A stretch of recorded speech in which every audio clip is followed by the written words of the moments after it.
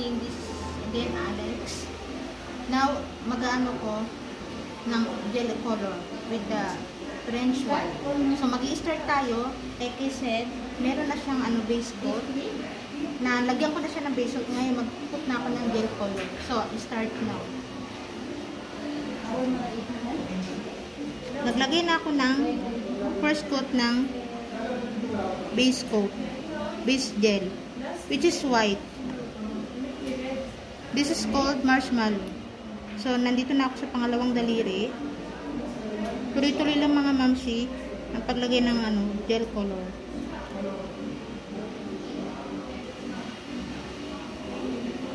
Ngayon, nasa pang-limang daliri na ako. Same procedure mga mamsi. Nag-put ako ng base gel, which is this the white one. Nasa sa inyo kung gusto nyo ng 3 coat or 4 coat or 2 coat. But, ito, lalagyan ko siya ng 3 coat kasi gusto ng madam is 3 coat. So, ipuput natin siya sa machine. Ngayon, ilalagay ko na, again, this for 3 coat. Pangatlong coating na to para sa base. So, ganun same procedure pa rin mga mamsi. Ngayon, nasa pang-limang daliri na ako. So, pagtapos nito, ipuput natin ulit siya sa machine.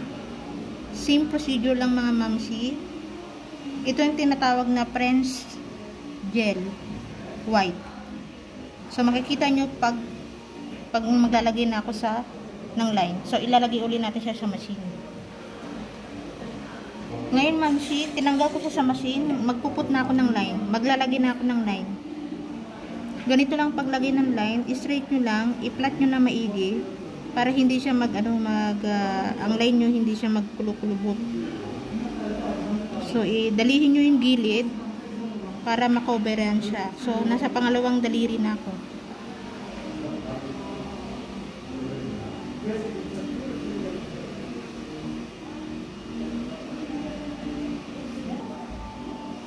So, ngayon nasa panglimang daliri na ako. Same procedure, lagyan nyo siya ng line. Dahan-dahanin nyo lang mamsi kasi minsan hindi straight yung mga line natin. Matututunan nyo yan pag lagi na kayo magpa-French. Put ulit sa machine. Then, ngayon mga mamsi, maglalagay ulit ako ng pangalawang coating ng line para maging clear yung line ninyo. Maganda ang kalabasan. So, ganyan lang ang procedure. Susundan nyo lang yung first na line nyo. Ganyan lang. So, makikita nyo, clear na yung line nya. So, nasa pangalawang daliri na ako. Ganun lang mga mamsi. Madali lang, napakabilis lang.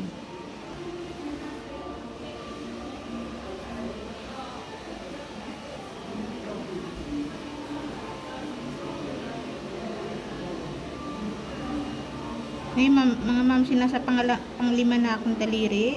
So, same procedure. I-cover nyo lang yung gilid. Then, put sa machine uli.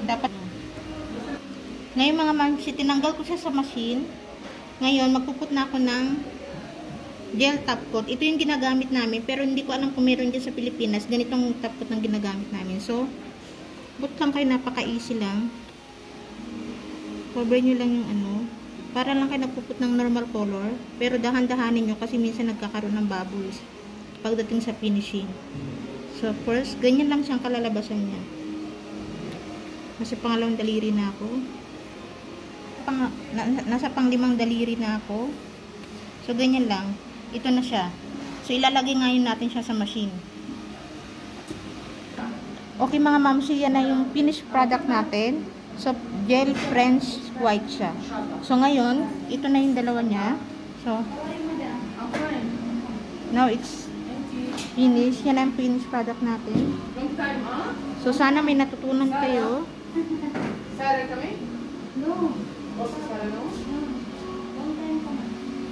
Mag-ask ka din. Ismail. Okay, pipila may lips. Pag-gift. Okay mga mamsi, maraming salamat po sa nakapanood ng video ko. Ito po yung finished product ng White French Gel. Kung magpuput kayo, pwede nyo pong gamitin sa bahay. So matutunan. Step by step po itong ginawa ko.